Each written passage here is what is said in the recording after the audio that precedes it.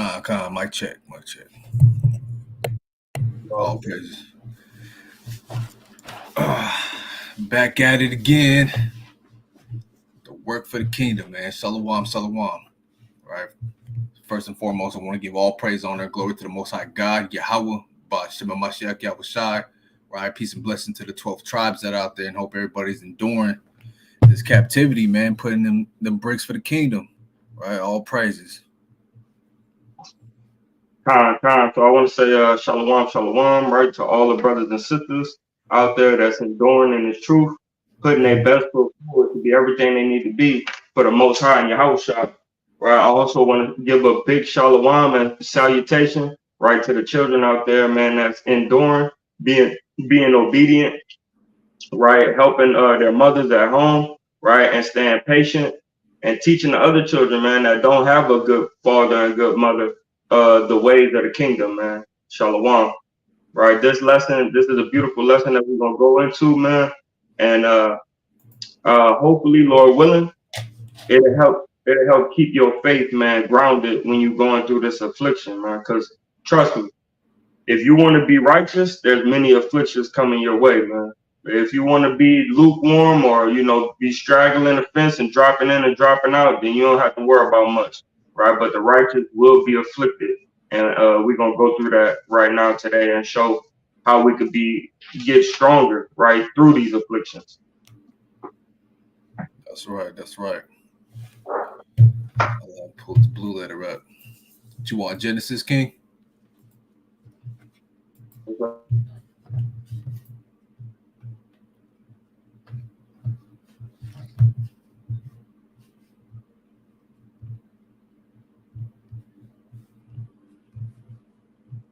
Yeah, give me the book of Genesis chapter 17 and verse number 15. Genesis chapter 17. Let's go. Let's get it.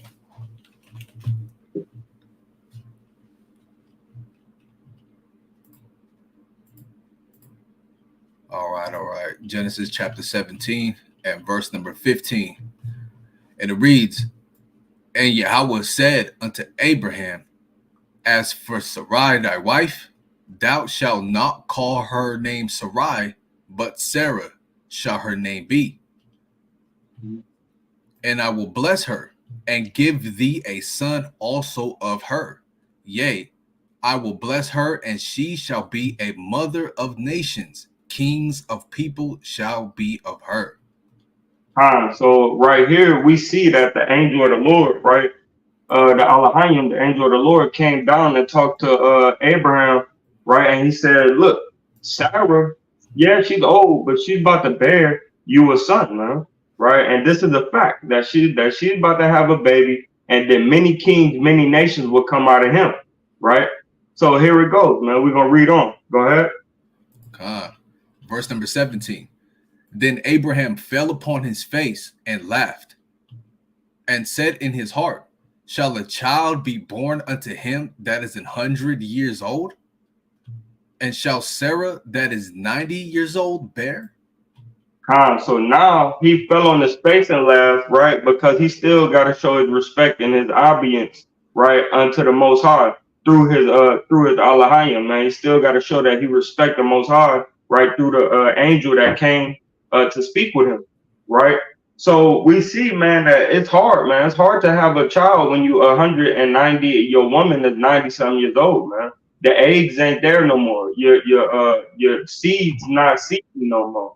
You know what I mean? So it was really crazy for him to try to get to understand this thing. And so Abraham is like, yeah, I don't know about that one, right? But let's continue on the story real quick. Genesis 17 and verse number 18. And Abraham said unto God, Oh, that Ishmael might live before thee.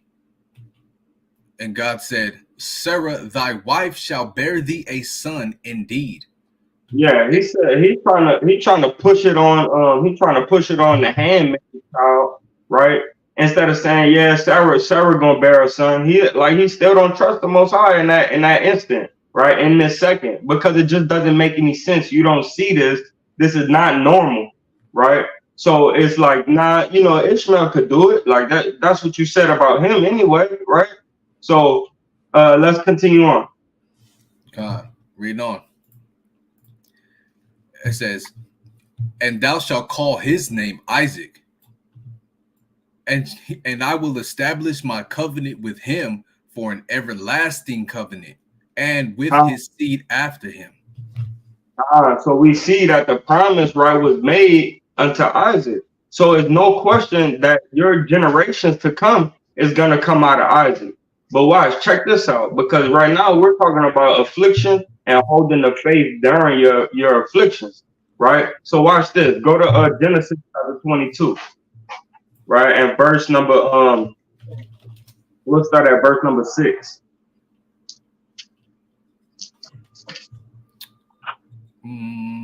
God, I'll start at 5. Genesis 22 and 5.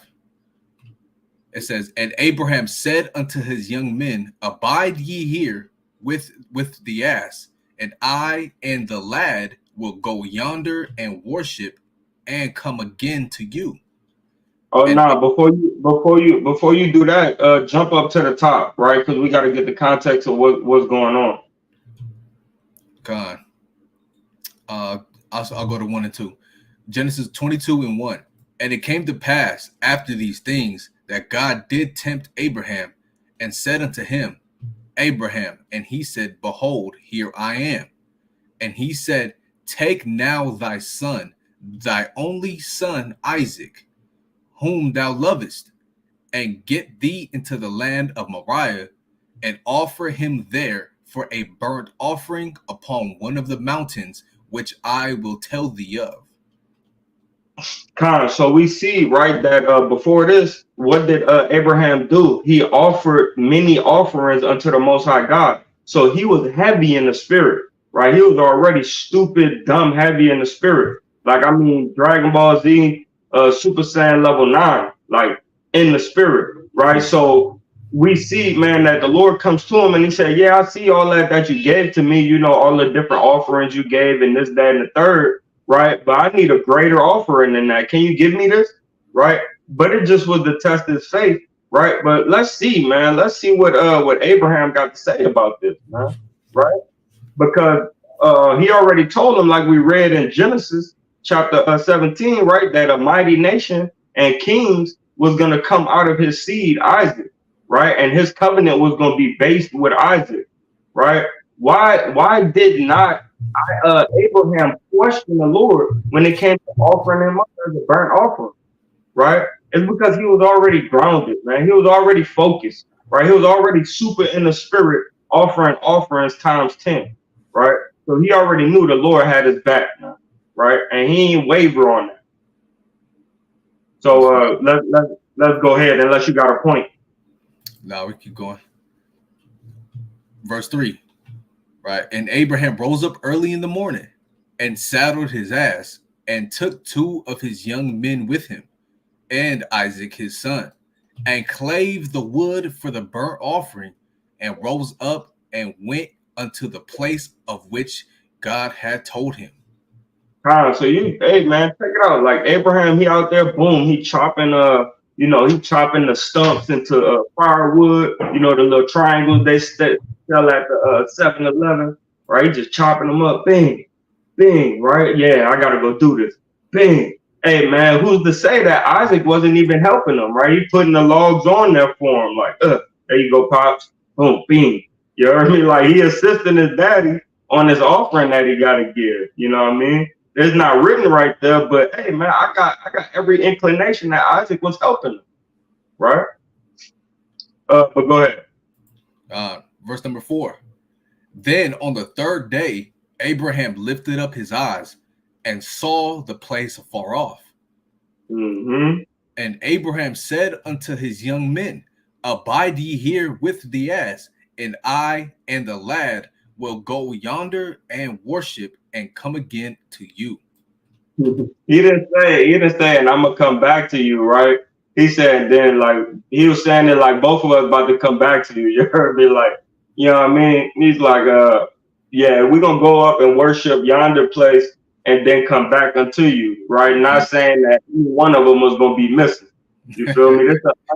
This an unwavering faith, man, a focus like no other, man. Right? That's right. That's right. He already has the understanding that they both gonna come back. You know, but Yeah. let's get into it. He didn't sway no way. Let's go. God. Genesis 22 and verse 6 now. And Abraham took the wood of the burnt offering and laid it upon Isaac his son. And he took the fire in his hand and a knife, and they went both of them together. So right now, right, Isaac, he's carrying the wood where they need to go. Right? But check this out. Go ahead. God. Shalom says, good to see you in the chat. All praises. Shalom, Mark. Well, shalom, sister. All right, verse 7, right? And Isaac spake unto Abraham his father and said, my father. And he said, here am I, my son.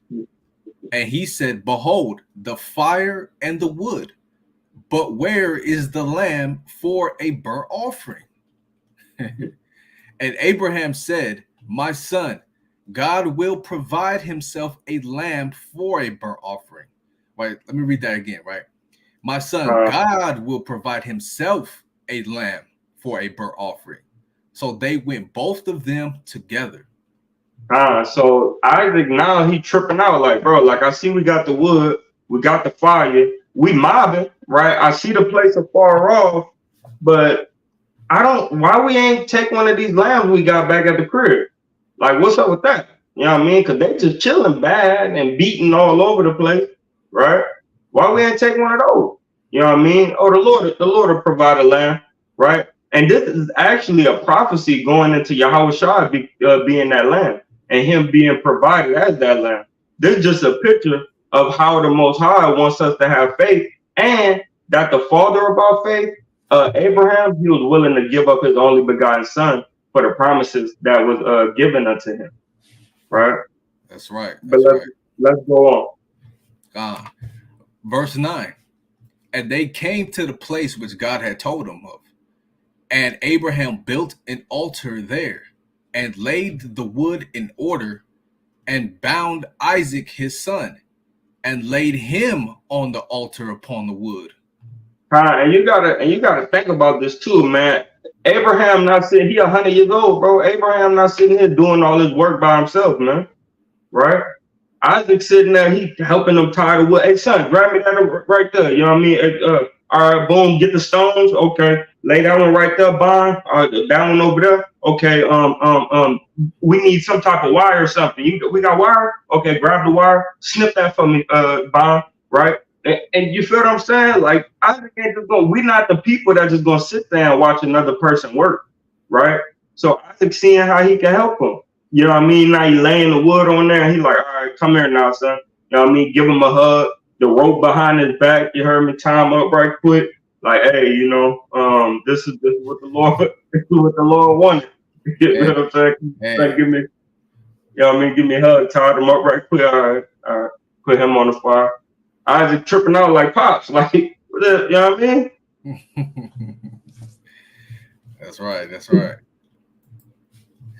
Reading on verse number 10. Hey, Shalom, Gabar, good to see you in the chat, King. All praises to the Most High. Hope everything's well with you and your family.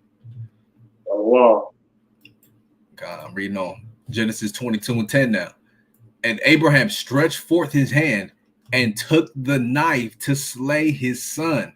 And the angel of Yahweh called unto him out of heaven and said, Abraham, Abraham.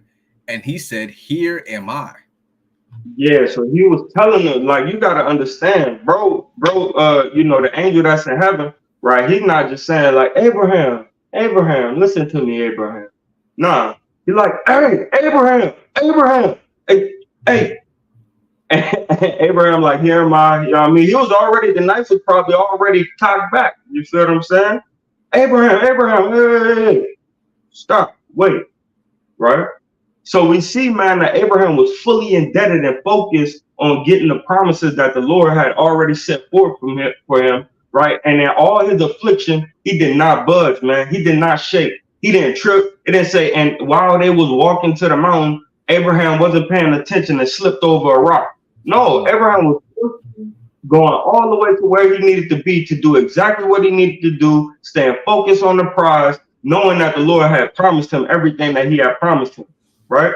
So this is how we got to be through our afflictions too. Abraham probably didn't cry, right? He had one tear, probably had one tear while he was walking, like, fuck, you know what I mean? Wipe that thing, let's go, son. You feel me? Like, they don't say, and he wept, you know what I mean? Like Jesus wept, you feel me? Like Abraham was totally focused on the mark through his affliction, man. Right? That's right. That's right. Verse number 12, right? Let me read that again, right? And the angel of Yahweh called unto him out of heaven and said, Abraham, Abraham.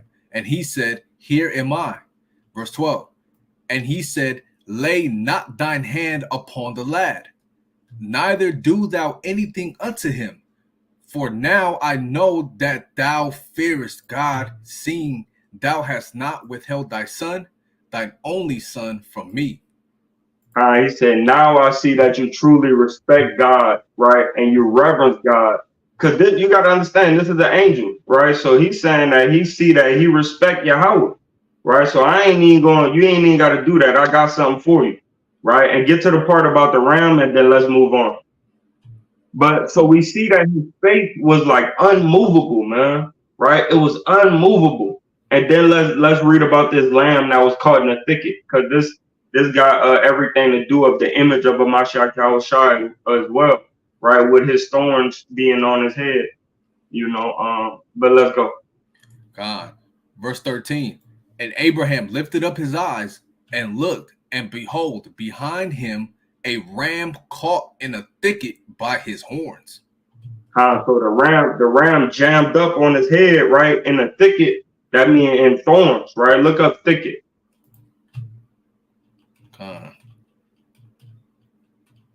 I don't want to be missed. Caught in the thicket, sabak, which means thicket, cops. Let's look up a thicket real quick. Boom.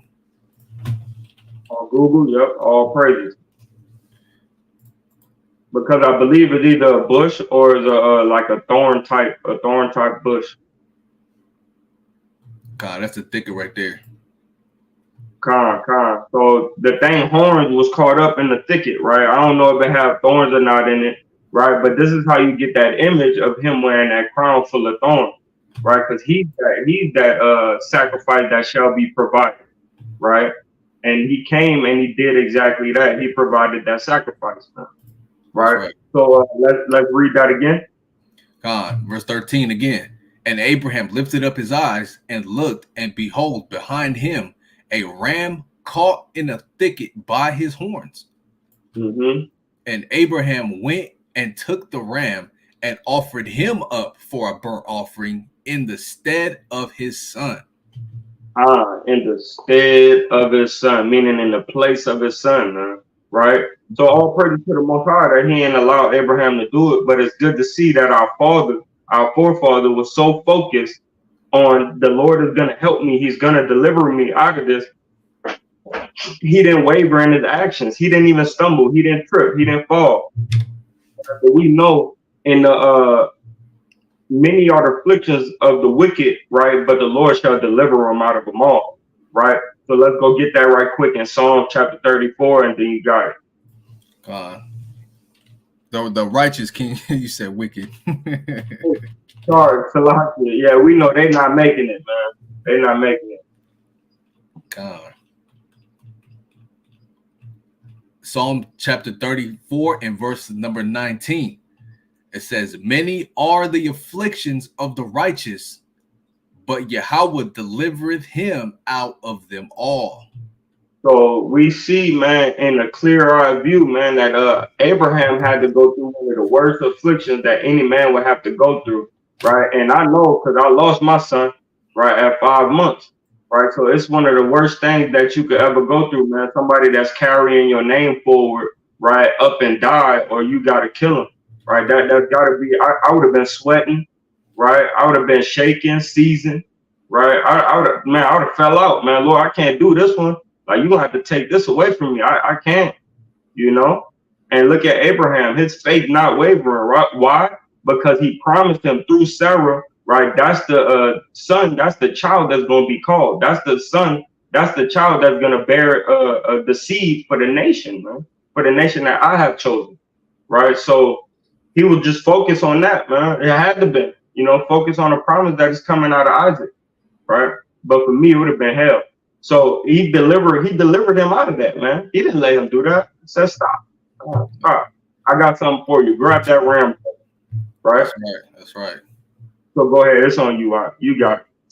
Con, just like the brother just brought out, man. You know, sometimes we go through these afflictions, and it'll take us away from the faith. You know, oh, okay, I thought I was 10 toes down in this thing, but why am I going through this? You like to question the Most High a lot, but Abraham, we see clearly that he didn't do that, right? The Most High already told him, right, through Isaac, you're gonna have many generations, to come after that.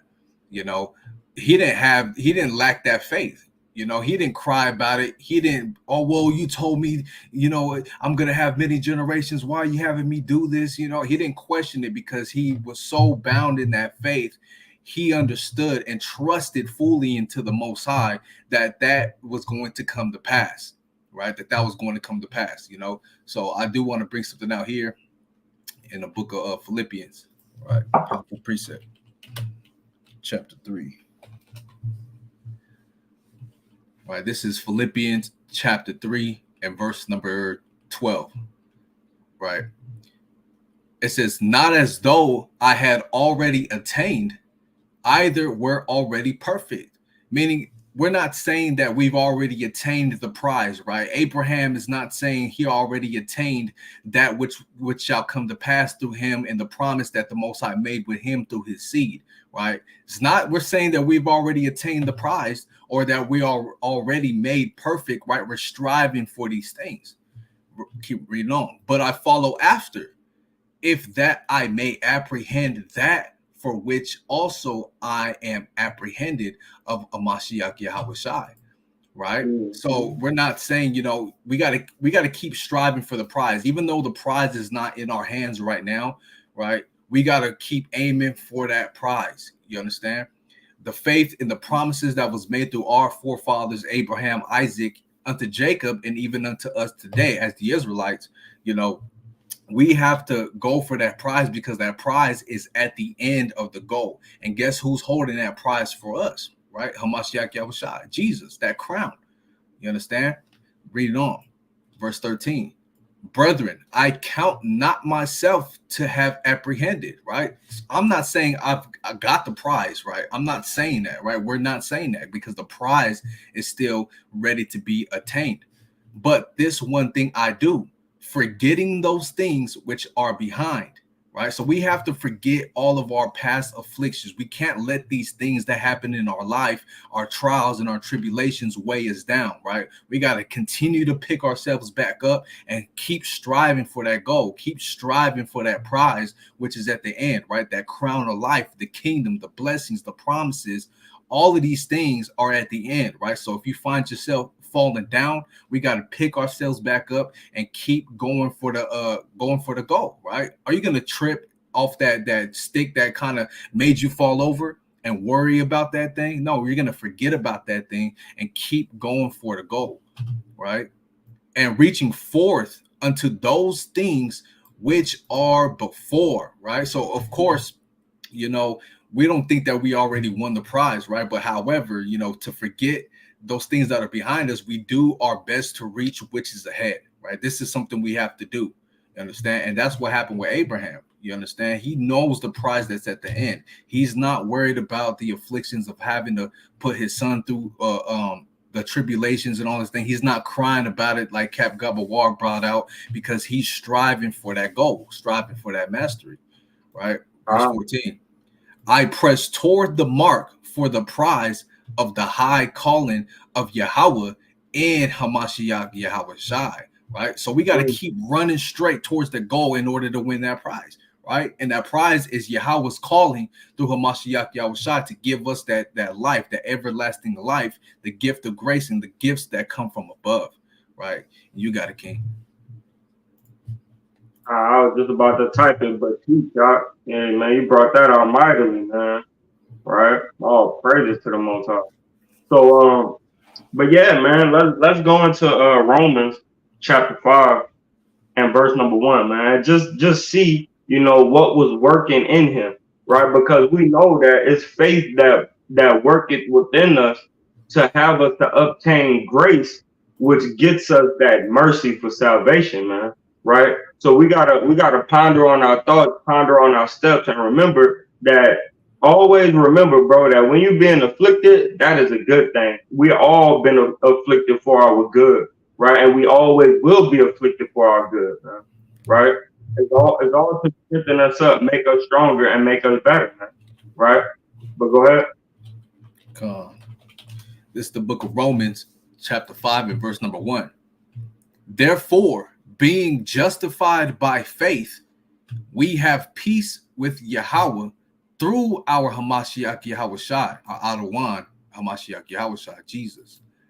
Go get that justified, right? Because to be justified, you had to get judged on something, and then you had to be acquitted, right?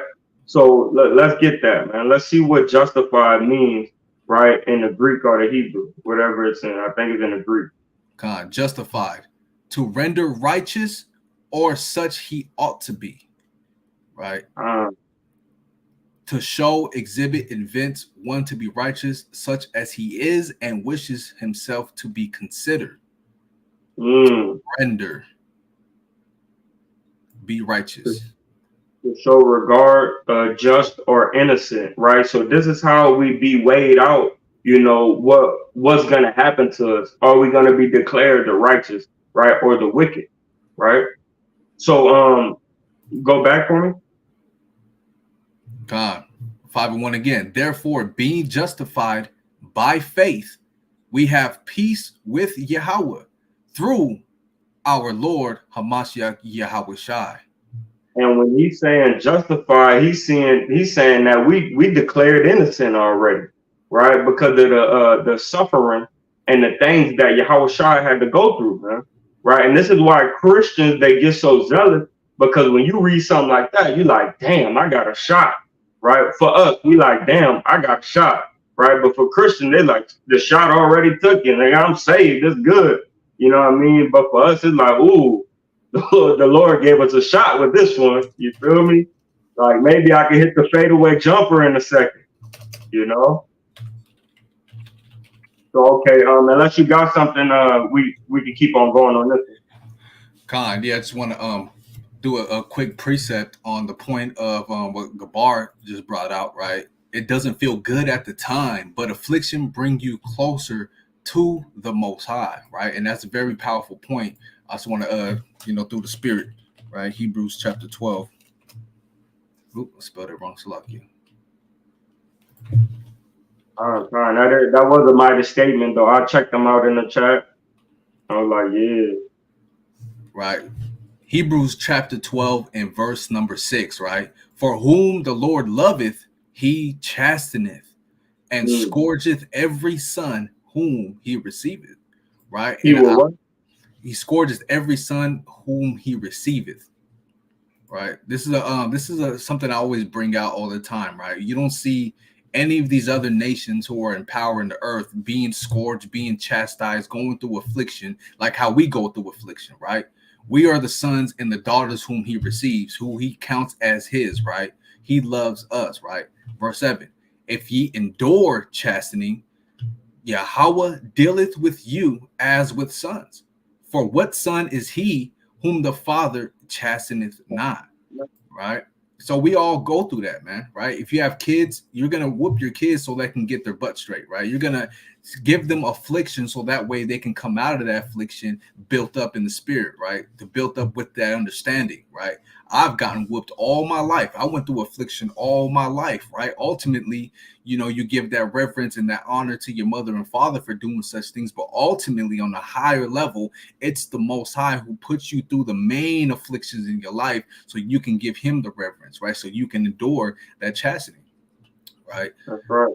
Verse 8, but if ye be without chastisement, whereof all are partakers, then are ye bastards and not sons. Mm. Furthermore, we have had fathers of our flesh which corrected us, right? Your actual biological father, right? And or mother. If you didn't grow up with a father, then you'll have your mother whooping you, right? And we gave them reverence. Shall we not much rather be in subjection unto the Father of spirits and live? Because the Most High has the power to take you out the earth, right? So even though He puts us through all these afflictions that we're going through in our daily lives, right? And we come out of that, we don't look back at those things as something to take us out the faith, right? We don't blame the Most High or question the Most High. Oh, remember when you did this to me 4 years ago, 5 years ago? No, we understand that those afflictions made us better, made us better as sons and daughters to the Most High to this day. So therefore, we gave them reverence, and now we put under subjection ourselves under subjection unto the Father of spirits, which is the Most High, Yahweh Bashem Yahushai, right? Go ahead, you got it, King. That's right. Go ahead back to Romans. Uh, Hey, that was wonderful, man. Well put, well thought out. You know, a beautiful script. all praises. Go ahead. Sorry. All right, Slaki, where am I at? Okay, Romans 5 and verse number 2 now. By whom also, let me get the context, Slaki. Therefore, being justified by faith, we have peace with Yahweh through our Lord Hamashiach Yahushai, by whom also we have access by faith into this grace wherein we stand and rejoice in hope of the glory of Yahweh. So since we know that we have the access, right, being Hebrew Israelites, you know, our faith is fully grounded, right, in the fact that we might be Hebrew Israelites, right, of blood descent, going all the way back to our ancient ancestors, right? That's where our faith lies. Now, our faith lies in the promises. Our faith lies in this right here. Give me Psalms chapter 147 and verse number 7, right? I believe it's 7 or 9, right? But get that for me, right? Because yeah, man, we got promises, and we need to get these damn promises. 9. Psalm. Hold on. It might be 75. I mean, not Shalakia, 145. No, 149, right?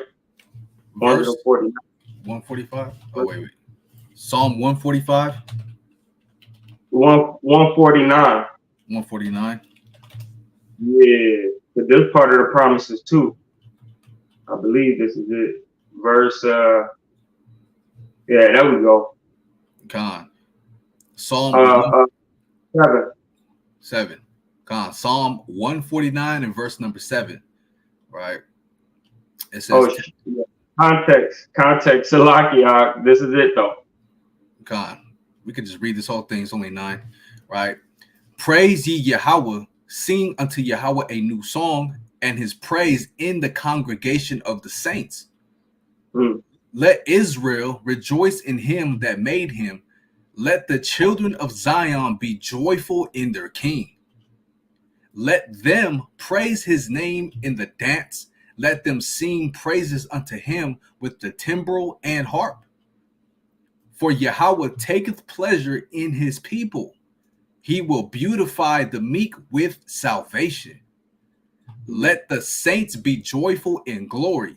Let them sing aloud upon their beds.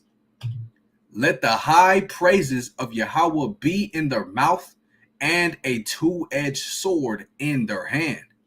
Hey, I just wanna talk about the context right quick. First and foremost, he said, sing, bring the timbrel, dance, right? It's gonna be a turn up when we executing vengeance on these heathens, man. He said, look, man, let them have joy in the dance. I'm talking about you're gonna be slaying somebody hitting the moonwalk, man. You do your whole little moonwalk thing, them cold, you go through there, boom, kind of thrust somebody through and start hitting a jerk. You're a jerk. I know, you're a jerk. You know what I mean? You're going through the whole thing. Nigga hit the electric slide to one of the Edomite babies and throw them over the head.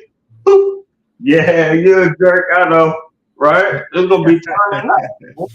right? This is the promise that we have, man, coming from the Lord, right? I just want to go ahead and bring some light into that. Shalom, sister. Good to see you in the chat. Shalom says, good to see you in the chat. All praises to the Most High, the water. All right, Khan. All right, reading on. Verse 7, right?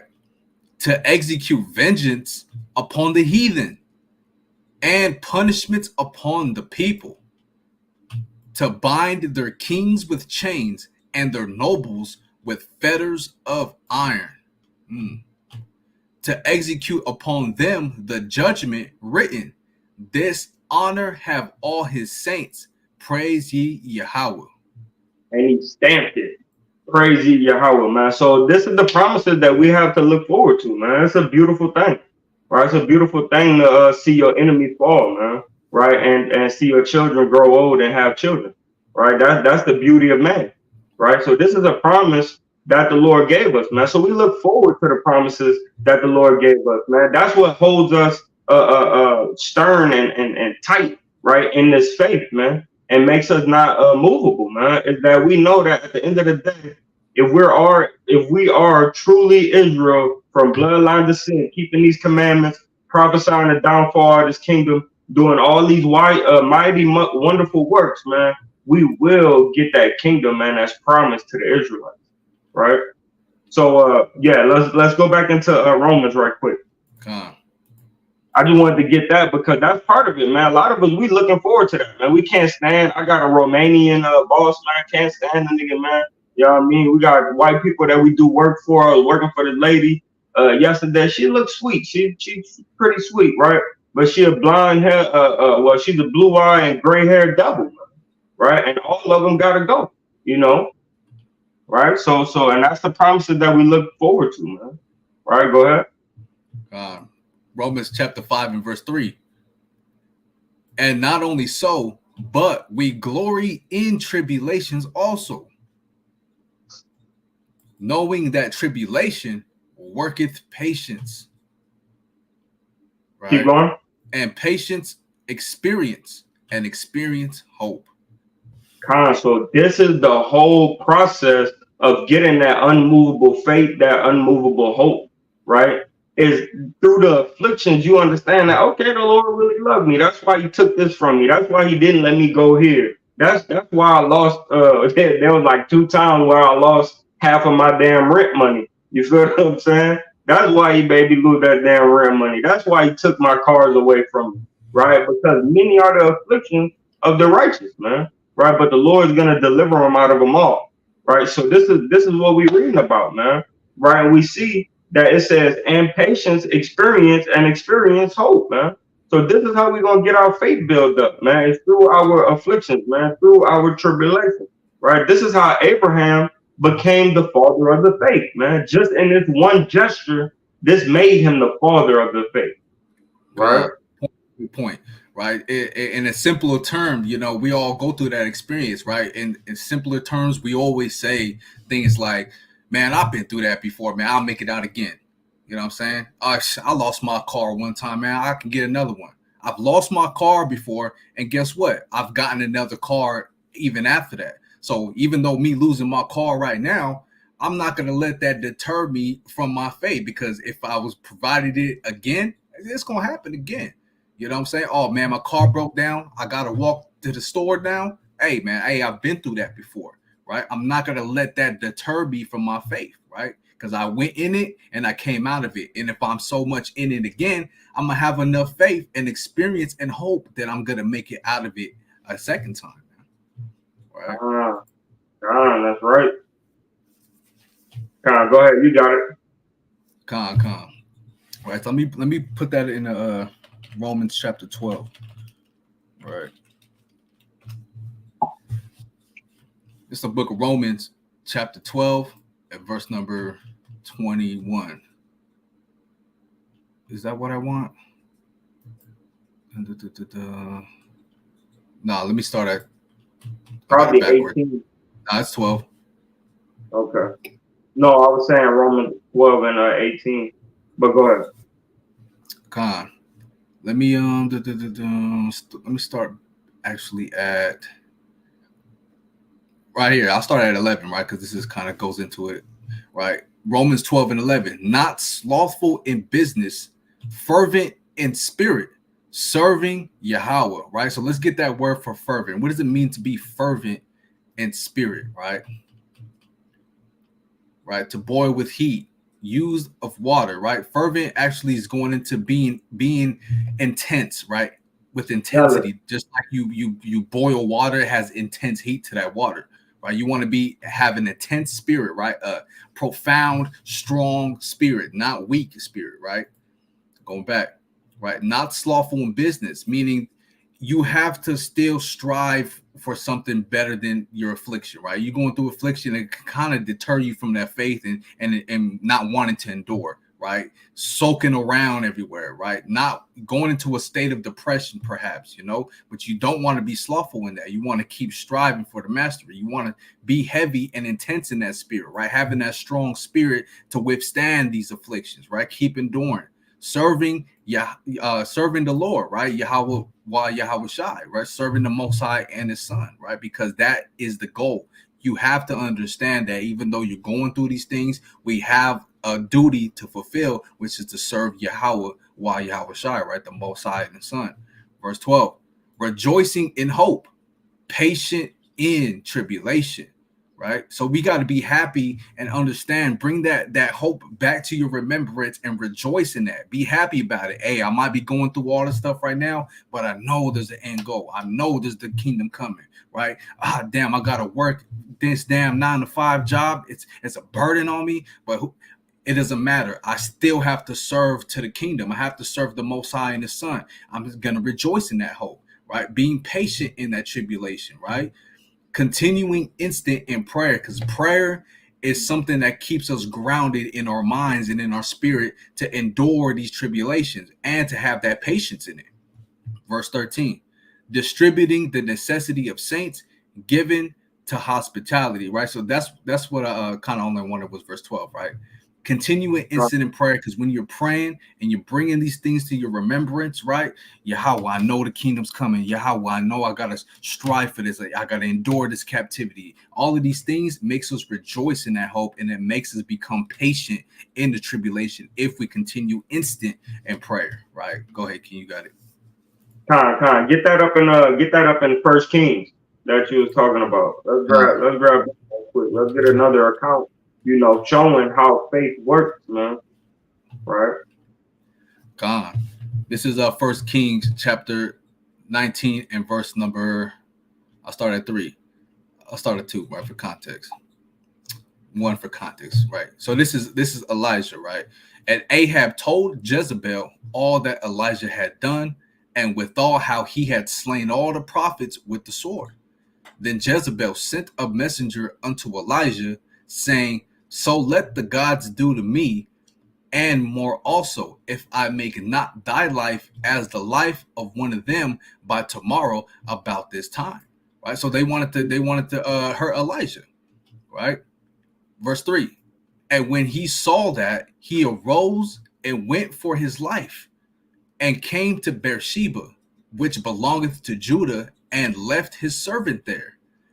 But he himself went a day's journey into the wilderness, right? So Elijah and the servant fled into Beersheba, but he left his servant in Beersheba and he went by himself into the wilderness alone, right? And came and sat down under a juniper tree. And he requested for himself that he might die, right? So he was in a state of depression, right? State of affliction. He's like, look, man, I just want to die. I just kill me now. It's over with, right? I've had enough, right? And said, it is enough. Now, O Yahweh, take away my life, for I am not better than my fathers, right? So he ain't there like, Yahweh, please just take away. No, he's crying out there, man. He's being loud about it. Kill me. Just, I'm fed up. I'm done. You know what I'm saying? I'm running from affliction. I'm going through affliction. I'm so depressed and afflicted in my mind to the point where I left my servant there and I just want to go to the wilderness alone, man. I'm vexed, right? Verse 5. And as he lay and slept under a juniper tree, behold, then an angel touched him and said unto him, arise and eat. right? Verse 6. And he looked, and behold, there was a cake baking on the coals, and Hey, hold on. And you know this was a nigga, man, or a Hispanic, man. We get hungry, bro. We get mad than the son of a gun, man. A lot of like, oh, look, man, I'm sick of you. I'm sick of you and you. Hey, eat a Snickers, man. Right? Like, yeah. bro. Over there, That's hangry. He over there afflicted and all of that, and being hangry is just adding on to that plate, man. oh Right. man, all right, yeah. I like it. Right. So he looked, and behold, there was a cake baking on the coals, right? Fresh cake. Baking on the coals, what's that mean? Freshly made, man. Steaming cake right out the oven, right? And a cruse of water at his head. And he did eat and drink, and laid him down again, right? Verse 7. And the angel of Yahweh came again the second time, right? So this goes to show right here so far that no matter what you're going through, the Most High is not going to give up on you, right? He's going to come one time, and he's going to come a second time, and a third time, so on. He's always going to be there for you as long as you put your trust and your faith in him at the end of the day. And That's right. touched him and said, arise and eat, because the journey is too great for thee. And this is twofold, right? Through the carnal mind, right? He's in the wilderness, right? He needs that strength of the water and the food to keep him going through the wilderness, right? But not only that, he has a spiritual journey that he has to fulfill. He's not just gonna die there in the wilderness and that's it. The story of Elijah is over. No, he has a mission to fulfill. And us as Israelites, we have a mission to fulfill, is to keep striving for the kingdom no matter what we're going through, right? We have to keep staying focused, right? Even though we're going through these afflictions, right? And I yield on that one. Hey man, cause you know, you see it, bro. He was ready. You know what I mean? He was ready to throw in the towel, man. Sometimes we get that feeling too, man. Like especially being leaders, you know, captains, officers, chiefs, man. Sometimes you get sick, man. You get sick of Israel, man, and their slothfulness, their slack hand, you know, or their talking back. You feel what I'm saying? Cause you gotta realize, man, if you're under somebody, you're a son to that person. Right, that's why back in the day when we was in cliques and gangs, it was like, yeah, I son him, this tiny low, you know, I'm big pop. You feel what I'm saying? Like it's the same thing because you're teaching somebody the rope, right? And for us as leaders, you know, captains, sometimes we get vexed, man. Say this brother way too slothful, bro. We don't see him enough, right? What's going on with that? You know, and then you kind of like, yeah, well, forget it, bro. I'm not calling him dude. He's gonna have to call me, and that ain't the right spirit because that brother might be moving far left. You know what I mean? When we need to be taking this brother far right, right? You just could see it, man, in Elijah that he was vexed, but he didn't give up, man. The Lord, we go through troubles, but Yahweh, he deliver us out of them all, right? And that's why that thing that David said is still reign true in all these passages, right? So, but I got a precept on that, man. Give me 2 Corinthians chapter 12, verse 9, right? Because even though we're weak, right, Yahweh Shai and the Rakakwadash, they make us strong. By us having this knowledge and understanding who we are in the faith, right, it makes us do valiantly, man. It makes us very mighty, right, in our doing, man. Right? That's right. That's right. So go ahead with that. God, 2 Corinthians 12 and 9. God. 2 Corinthians chapter 12 and verse number 9. It says, and he said unto me, my grace is sufficient for thee. Mm-hmm. For my strength is made perfect in weakness. So through our tribulation, through our afflictions, that's how our strength is made perfect, right? That's how we stay steadfast in this thing, unmovable. You know how much I went through in this truth? You feel what I'm saying? I could never drop out. That's how our mind would think, man. You feel what I'm saying? You know how much I overcome, bro? I can't give up. You know how many times I did the Day of Atonement? I can't give up. You know how many times I fasted? I just can't give up. You know what I mean? And our afflictions, man, you got to think of it. Paul stoned twice, shipwrecked, right? Famished most of the time, always on a journey, feet probably blistered up, swollen, walking a mile and a half with an eye that's out of socket because he got stoned. Like, come on, man. Joints all out of place. Gotta pop them back, right? And just mobbing, man. You feel what I'm saying? And that's how his strength, right? His strength is made perfect through his weakness, man. Through his many afflictions. Same thing with us, man. Through our afflictions, we are made whole, man. Right? Through our afflictions, we're made whole. We're made complete, man. Right? All the pieces get put together, man. We realize that, okay, and that's where the saying rang true too. This too shall pass. So, but like I was saying, we realize, like, okay, the Lord delivered me out of all of that. How much more this little simple thing that I'm going through right now, right? Like, I got stabbed up 4 times. The bro over there got stabbed up a couple times, right? What the Lord did, He delivered us out of them all, man. Right? One of them was a centimeter from my spine. Another one was a half an inch from my lung. Right? Another one went through my stomach to the liver, lacerated the liver. Right? It was hard for me to walk the first 2 days. I didn't think I was gonna be able to walk. Right? So we know, man, that the Lord, He deliver us out of troubles, man, just so we know, hey, your faith is made perfect, right, through your weakness, through your afflictions, through your infirmities, man, right? So stay focused, man. Stay focused through your tribulations, through your afflictions, and realize this ain't nothing but the Lord purging me from some things that I did in the past that I might have would have done if He didn't purge me, right? And so I can walk this walk better, man, right? That's right. That's right. Khan, let me read that again. And He said unto me, my grace is sufficient for thee.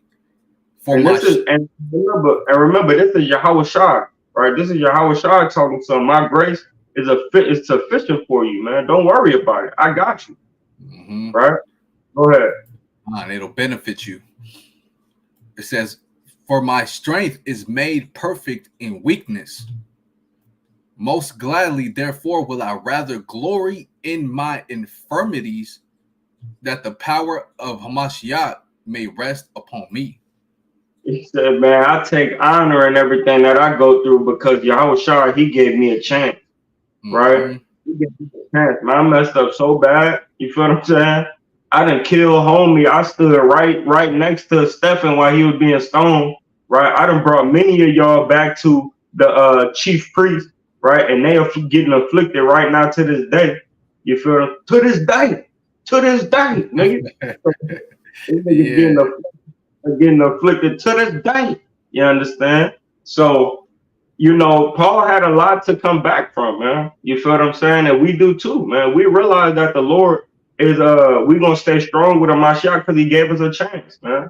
Right? Yeah, some brothers and sisters used to be in homosexuality. Some brothers and sisters used to be in gang banging, pondering on murdering their enemy that op every day, which was their own people. Some people that actually committed murder, right? Some people that was in lesbianism, or at least was trying to figure out their sexuality, and now they come into this faith, and you got to get purged from that, man. You got to get afflicted for those things that you have done in your past life, and so on, man. So that way your garment is made snow white, is made clean, right?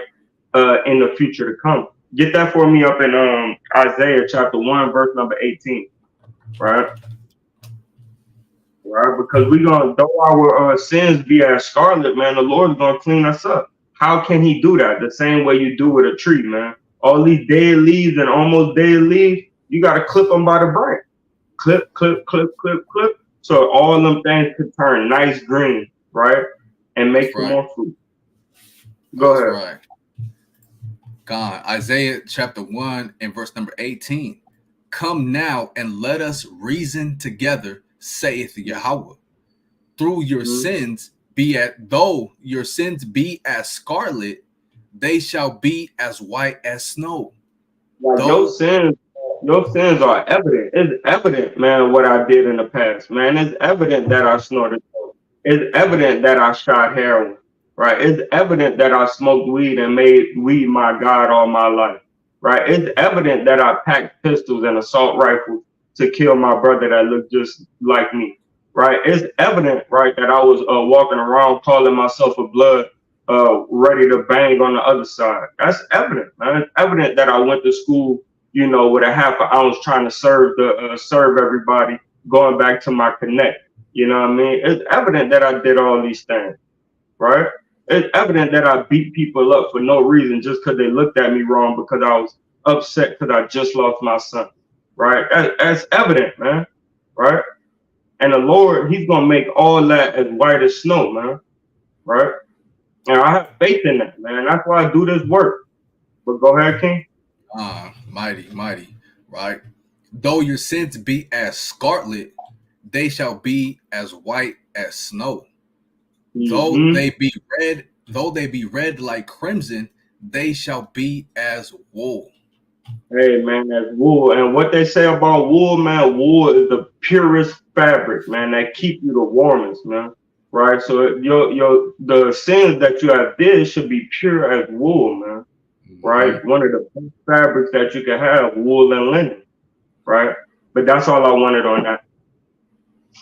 Con. Let me get this. I got one more precept, and then I got my Maccabees, and then I'll probably just go through the spirit after that. Nah, Whatever.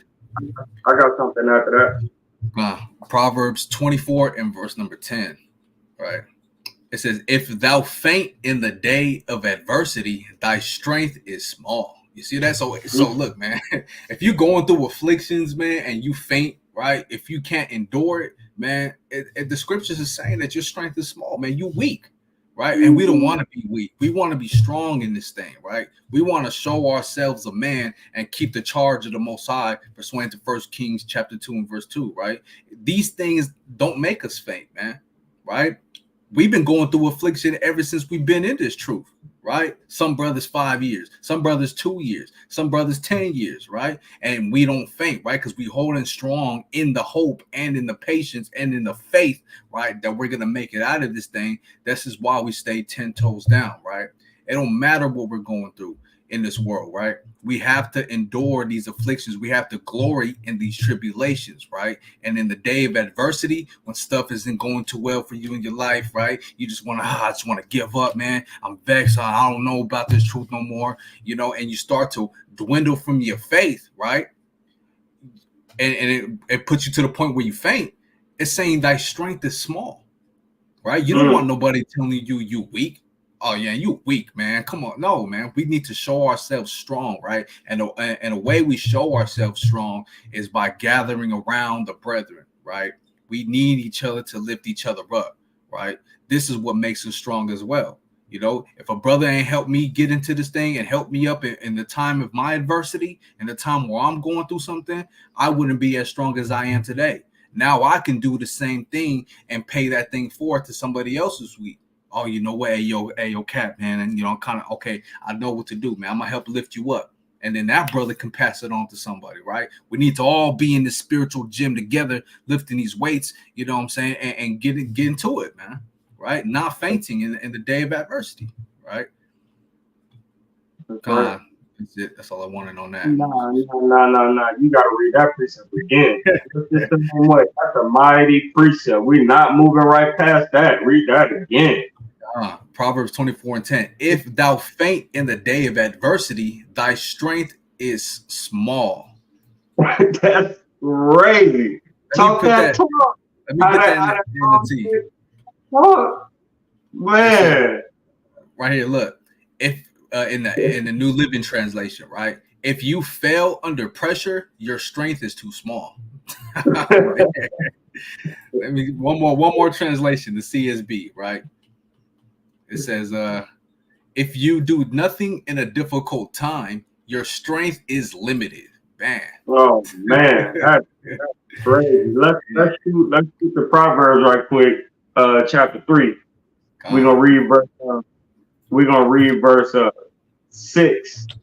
No, 7 and 8. God. Hey, Shalom, Kareem. Good to see you in the chat, man. All praises to the Most High. Hope everything is well with you and your household, King. All praises. All praises. Shalom, man. Proverbs chapter 3 and verse number 6, you said? 7. 7. God. It says, be not wise in thine own eyes. Fear Yahweh and depart from evil. Read on. Verse 8, it shall be health to thy navel and marrow to thy bones. It's telling you that that's gonna be your strength. This is how you get strong in the faith, right? Is by fearing the Lord, listening to wisdom, keeping the law, statutes, and commandments, man. Right? So this is what he's telling us, man. This when it says health to thy navel, right, and marrow to your bones, it's saying this is what's gonna make you strong, right? So right now, man, that's what we're doing, moving through the faith, right? Giving us some extra push-ups and a little bit of protein snack, right, to make sure that we're able to push a little bit farther than we did yesterday, man. One thing about working out, if you're consistent and you take your rest days how you should, right, you get stronger and stronger and stronger day by day, man. Right? So that's what we're doing right now, man. We're making sure that we get that marrow to our bones, man, and that health to our navel, right? So let's go ahead and get that account right quick so I can get into this wisdom of Solomon, which is a beautiful chapter. Con, right? Yeah, and that's powerful, man. Because how you gonna be brittled bones and feeble bones, man? You gonna break, man. You know, you gotta gain strength by fearing the Most High, man. Keeping these law, statutes, commandments. This is how we endure the captivity. This is how we endure our tribulations and afflictions. You know, and we keep going to the end, man. Right. So another point, man. I want to bring this out in the book of Second Maccabees, chapter 7, right, about the seven brothers, right? The seven brothers who went through torments and chaos, right? But at the end, they didn't fold, right? So let's read that. And it was in front of their mama. Let's not forget that. Yeah, Con. That's right. In front of their mama, right? So right here in Second Maccabees, chapter 7 and verse number 1, right? I'm not going to read the whole thing. I just want to get a few points, right? Let's get it. It says, it came to pass also that 7 brethren with their mother were taken and compelled by the king against the law to taste swine's flesh, and were tormented with the scourges and whips, right? So this is King Antiochus, right? In the time of Antiochus, right? The Greeks were in the Greek captivity, right? 7 brethren and their mother were compelled, right, by the king to go against the laws and the statutes and the commandments of the Most High, right? To taste swine's flesh, basically to eat the pork, right? And they were tormented with scourges and whips.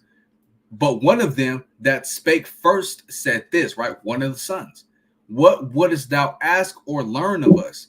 We are ready to die rather than to transgress the laws of our fathers, right? And that's one of the strongest faiths you can have, man, right? If you're in a point of about to be killed, about to be beheaded, about to be thrown in a pit, and they just burn you with fire, right? Are you going to have enough faith to endure that level of affliction, right? Because going through the tribulations we go through today, right? Car breaking down, right? You lose your job, your finances ain't looking well, right? You're not getting enough groceries. All these minor afflictions. Are you able to withstand a great affliction of facing death? Are you still going to have that amount of faith, right? Man, good question. Hey, quick point.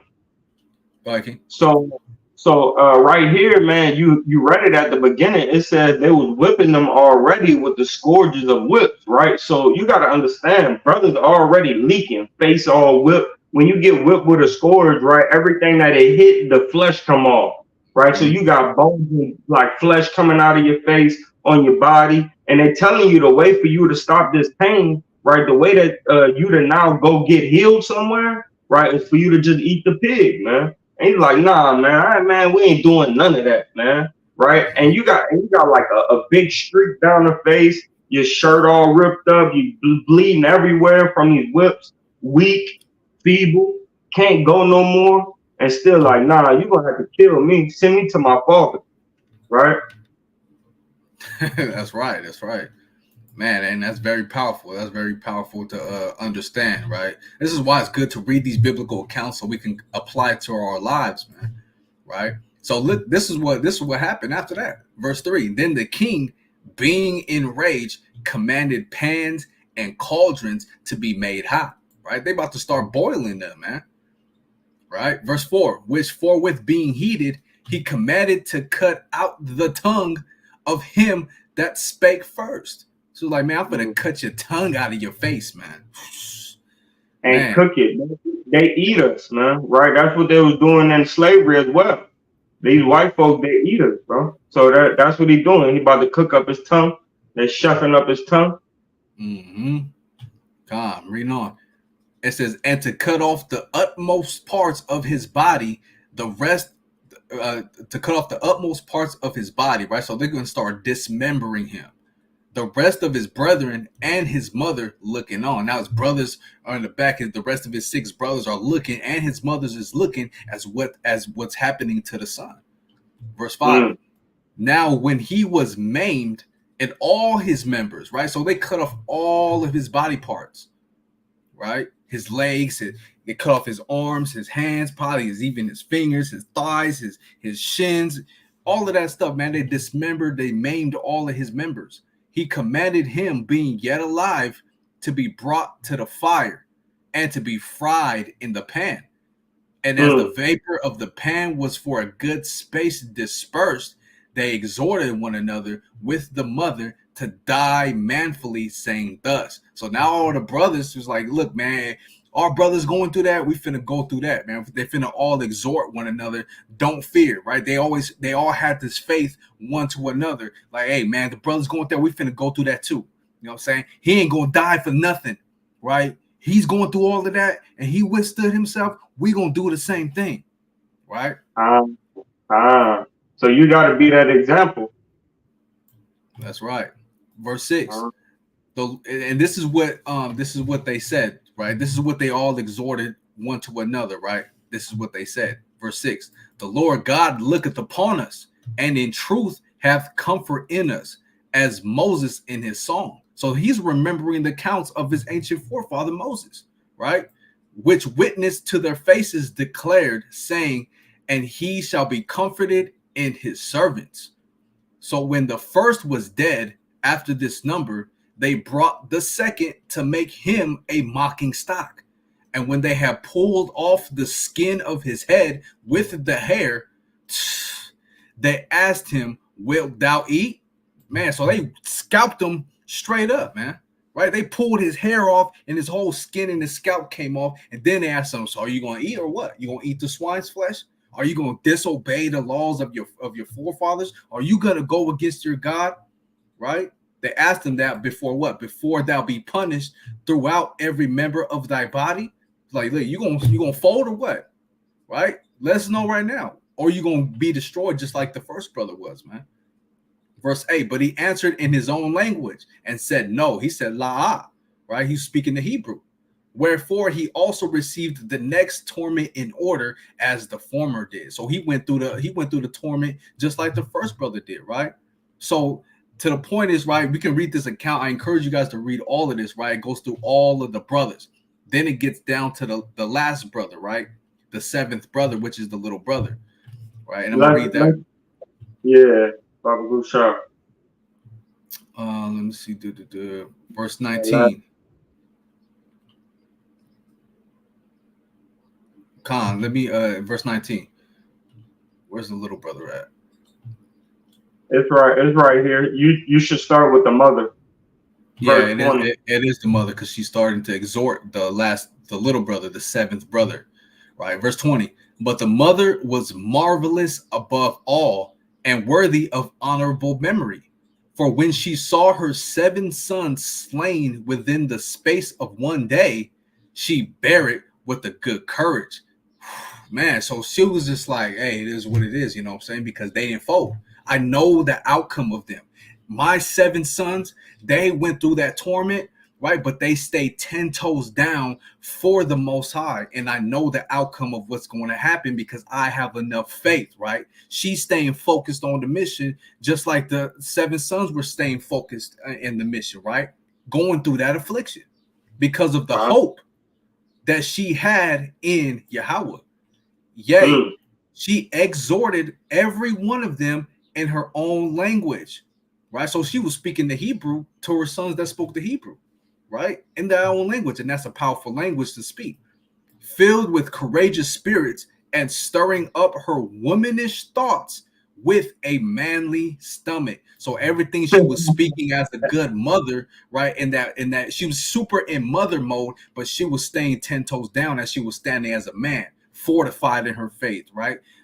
Enduring all of that stuff. You know, you have mothers out here that will probably be, oh my baby, cry, oh, and not really staying fully in that womanish spirit, but she stood in those womanly thoughts with a manly stomach, right? Yeah.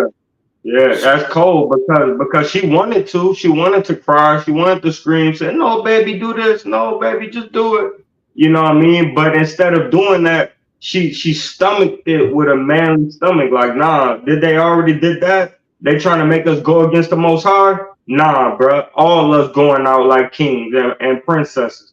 You feel what I'm saying? Nah, they're gonna have to do their job. You feel what I'm saying? It's like a brother, he robbed a bank, right? And then go on a run or whatever. Nigga, like, nah, bro, y'all gonna have to catch me. Y'all gonna have to do y'all job. Or you on probation. You feel what I'm saying? You like, nah, nigga, I ain't going in. I ain't gonna turn myself in nothing. They gonna have to work for that.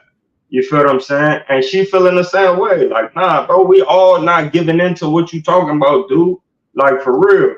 And she the woman on that tip. Like, why did she say last? Like, nah, bro, like all of us, we die like your brother did. Like, nah, we ain't doing that. You feel what I'm That's saying? right. So with a manly stomach, she didn't throw up. She didn't cry. She might have been crying, right? But she didn't cry and say give up and none of that. Now with a manly stomach, she said, "Hey, y'all stay strong. I'll see y'all in the next life. Deuces." You feel what That's I'm right. saying? That's right. That's right. Right. So she girded herself up, man, and this is what she said after that, right? Verse 22. I cannot tell how ye came into my womb, for I Mm, neither gave you breath nor life, neither was it I that formed the members of every one of you. Right. So mm, she's saying, look, man, I can't even tell how you came in me. I'm not the one, even though I brought you into the world through my womb, I'm not truly the one who gave you breath or life, right? I didn't form you, right? The Most High did, right? Verse 23 gets into that. But doubtless the creator of the world who formed the generation of man and found out the beginning of all things will also of his own mercy give you breath and life again. Man, as ye now regard not your own selves for his law's sake. So they didn't even regard themselves for the laws of the king, man, of the king's commandment. Oh no, I'm kind of worried about my body. I don't want my arms to get chopped off. Let me regard myself because I really don't want. No, man, they don't regard their own selves for the laws of the king, man. Antiochus, wicked king. Now Antiochus, thinking himself despised and suspecting it to be a reproachful speech, whilst the youngest was yet alive, did not only exhort him by words, but also assured him with oaths that he would make him both a rich and happy man. Right. So now the king, right, is talking to the youngest, right? Look, man, if you fold, if you go against the laws of your forefathers, right? If you put all that behind you, I'm gonna make you all these promises. I'm gonna make you rich and I'm gonna make you happy if he would turn from the laws of his fathers, and that also he would take him for his friend and trust him with affairs. He's like, look, I'm gonna be your friend, man. You can sit with me in the castle, man, right? But here's the point.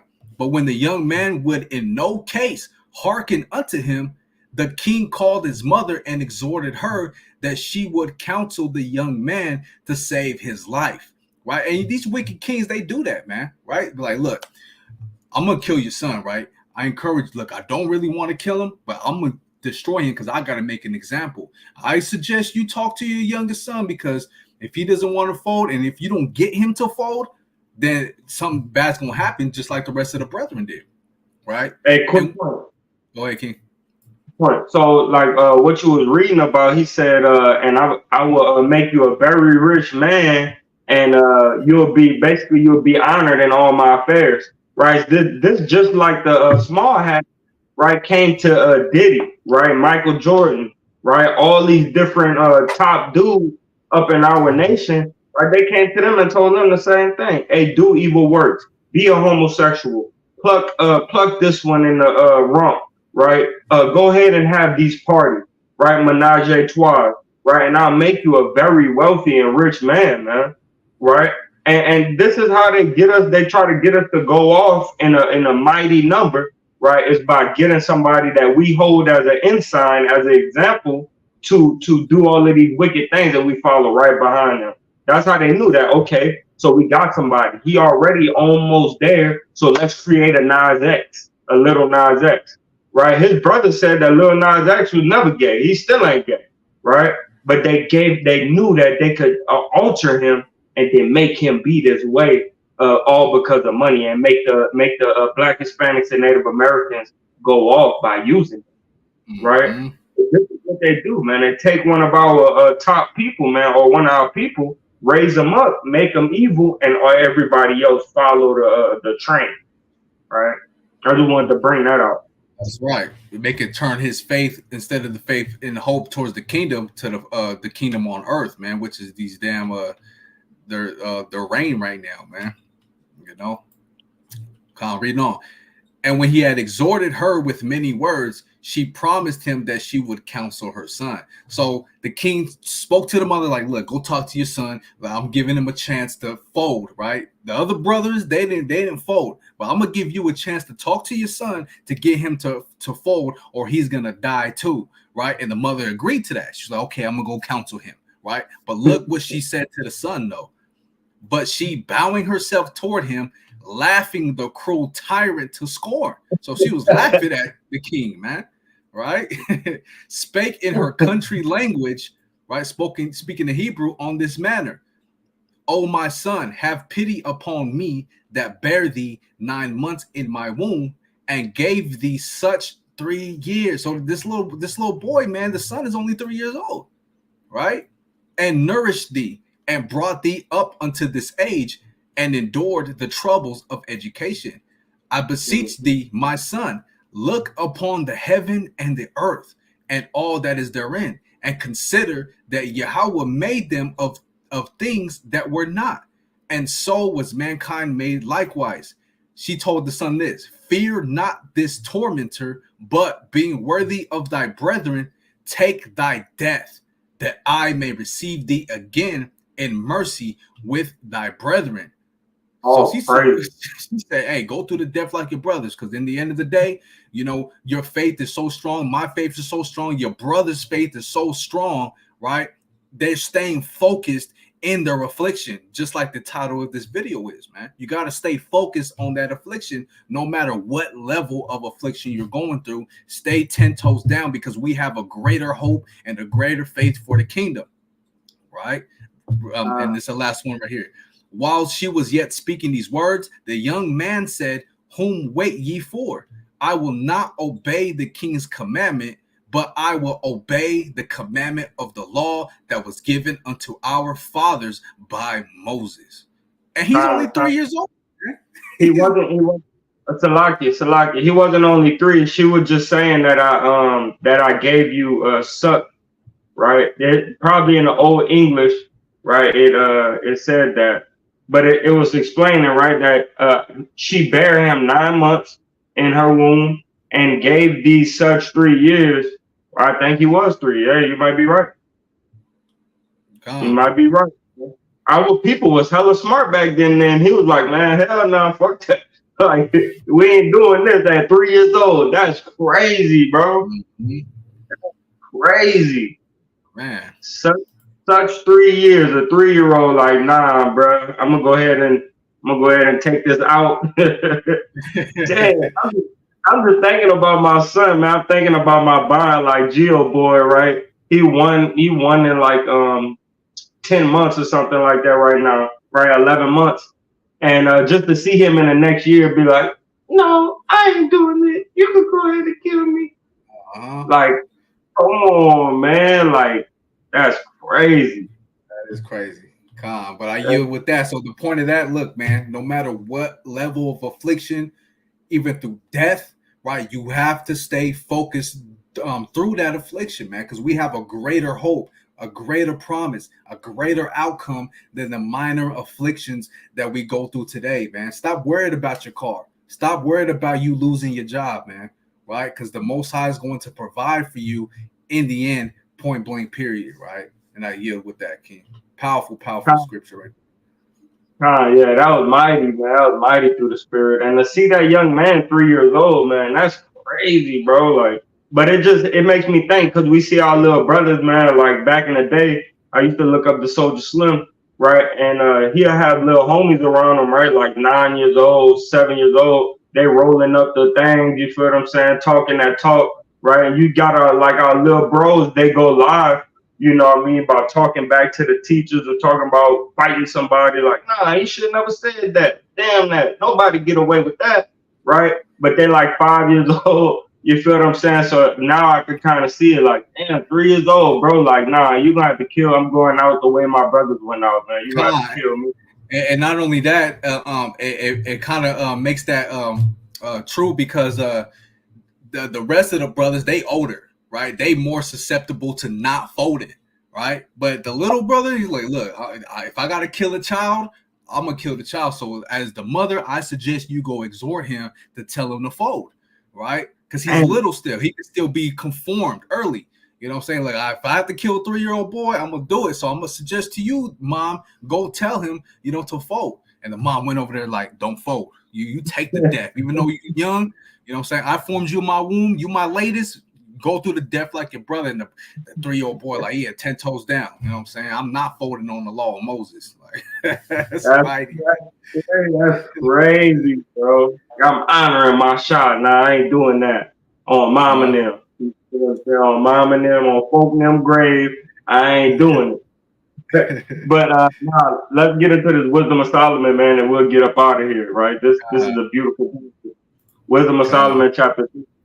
That's crazy to see that, bro. I was hoping, I was like, nah, she talking about she gave him suck for 3 years. No, that nigga was 3 years old. That's crazy. Lucky, you said what chapter, King? 3. Verse. So the other brothers had to be like 2018, like damn 1510. Right, You know what I'm saying? Damn, that's crazy, bro. All right, so yeah, this one is mighty, right? Wisdom of Solomon, chapter 3. From the top? Yeah, from the top. Okay. All right.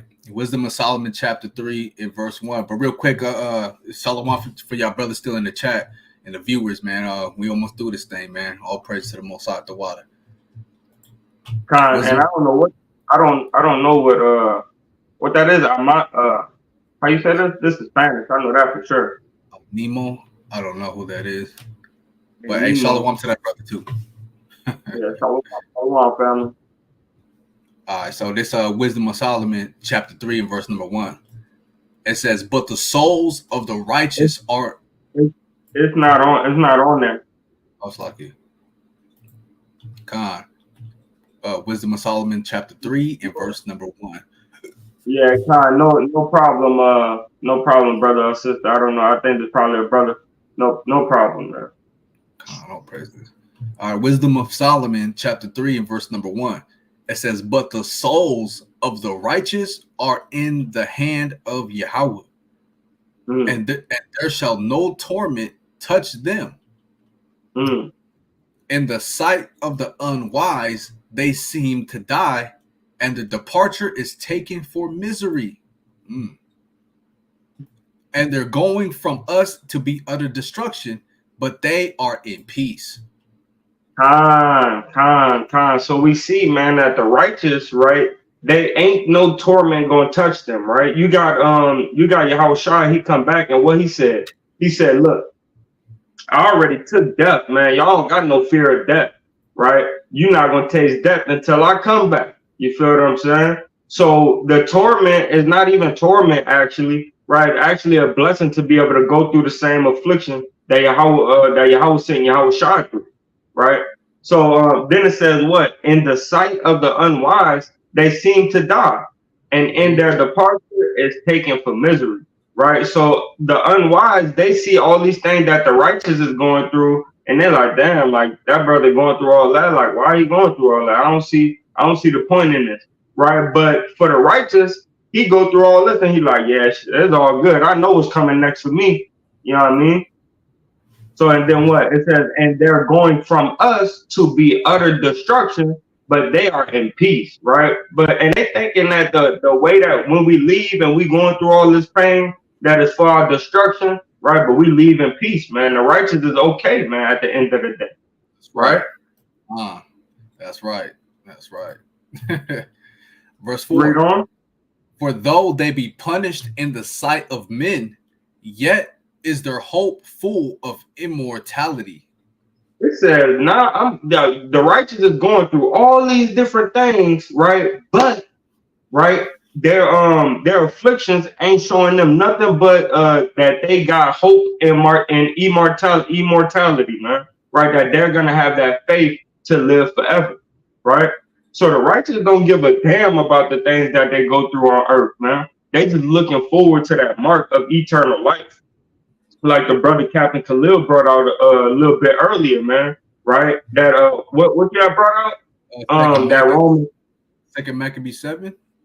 nah, that Romans 12. That Romans Romans 12. 12 you doing it the first time, right? It talks about how we going through all this for salvation and eternal life, man. This is why the righteous go through affliction, man, to gain that immortality, man, that eternal life, right? But the brother said this might be Sergio, my brother Sergio. It said it just means like cheer up, rejoice.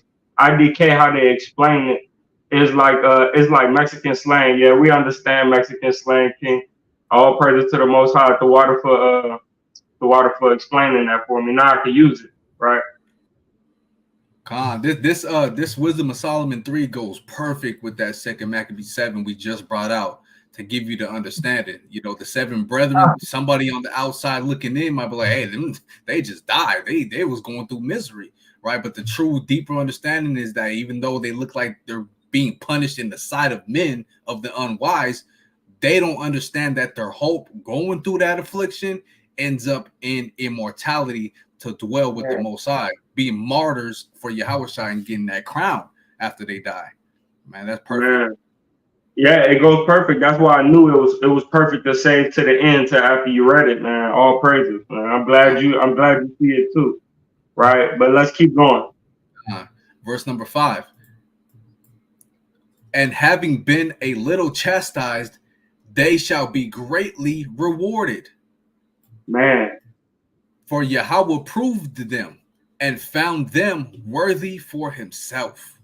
So he found all 7 of those children and the mama worthy for himself, man.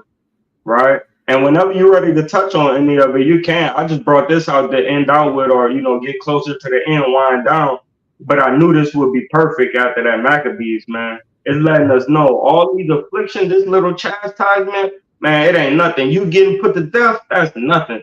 To have a seat somewhere close to Yahweh Shai, that's the greatest reward we could ever ask for, man. Right? So we got to endure this little bit of chastisement. This is actually the chapter that made me think about going through this whole lesson, right? This is the chapter, man. Beautiful, beautiful chapter. Verse number 6. As gold in the furnace hath he tried them and received them as a burnt offering. Man, and these children, right, these young men, man, they got burnt up, man. They got ate, they got cooked, man. And the Lord accepted them as a burnt offering. He said, everything y'all going through, y'all getting eaten, cooked, all this stuff, man. Don't worry, your spirit is safe with me. Right? Our brother be like, yeah, man, your secret safe with me. Yeah, he said, man, your spirit is safe with me, man. God, they burnt them in the cauldron and all that stuff, man. He considered that. I'll consider that a burnt offering, meaning I'm gonna accept that, man, as a sweet savior, and I'm going to reward them. Oh, you burnt my children? Don't worry about it. I'm gonna consider that as a burnt offering and accept them. Oh man, that's powerful right there. Yeah, I'm gonna accept them with me, man. Right? Mm-hmm. So as gold in the furnace, had he tried them and received them as burnt offering, as a burnt offering. And in the time of their visitation, they shall shine and run to and fro like sparks among the stubble. Right? Let's go to Obadiah, man, because this is the promise for what happened to them sons, man. Right? Let's go to the book of Obadiah, 1 and 18, man. Right? because this is part of it, man. You know what I mean? And those elect children, man, that just got martyred up in the book of Maccabees, right? Those children is coming back to execute vengeance upon their enemies, man, and chase them down, right? Because Esau is the one that did it. We're gonna chase them down and burn them up, kill them like they stuff, That's right? right. Go ahead. This is the book of Obadiah 1 and 18. It reads, Okay. and the house of Jacob shall be a fire, and the house of Joseph a flame, and the house of Esau for stubble. Mm-hmm.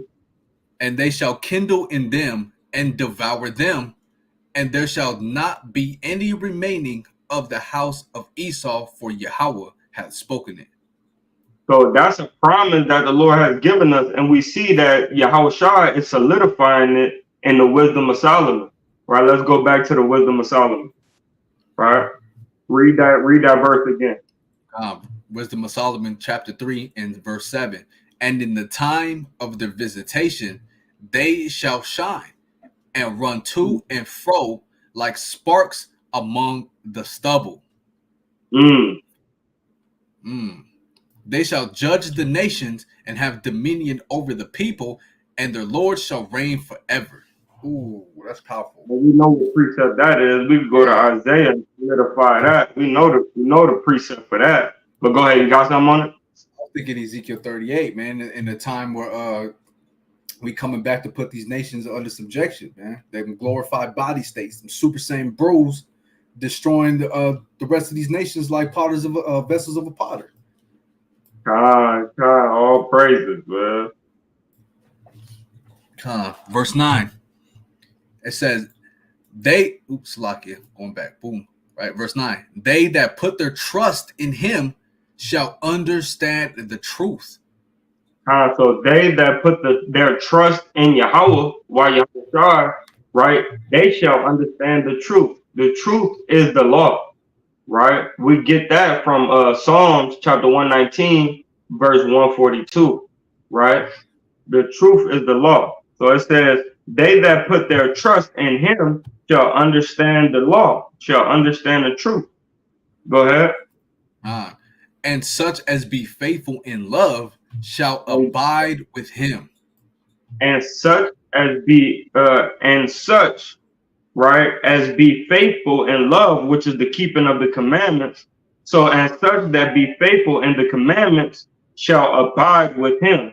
For grace and mercy is to his saints, right, to the people that do his service, and he had care for his elect, right? So through all our affliction, all our judgment, everything that we go through, remember, if you're being afflicted, is a good possibility that you're of his elect, and you'll be of that number to come back and execute vengeance upon the people that troubled you, man. Right? You got it. That's right. Verse 10. But the ungodly shall be punished according to their own imaginations, which have neglected the righteous and forsaken the Lord. You still want to keep going on this? Nah, you got it. Yeah. We can close out then. See, the Most High going to judge the wicked, man, punish the wicked according to their imaginations, man. They think it's okay to be a homosexual. They think it's okay, right, to be a lesbian, right? They think it's okay to kill their brother. They think it's okay to move in any way that they want to move. But that's actually just an imagination, because the Lord said, keep my commandments and thou shalt live, right? Matter of fact, you can grab that right quick. Which one is that? Is that Second Ezra? Deuteronomy 30 and 19. You could grab that right quick before we end out.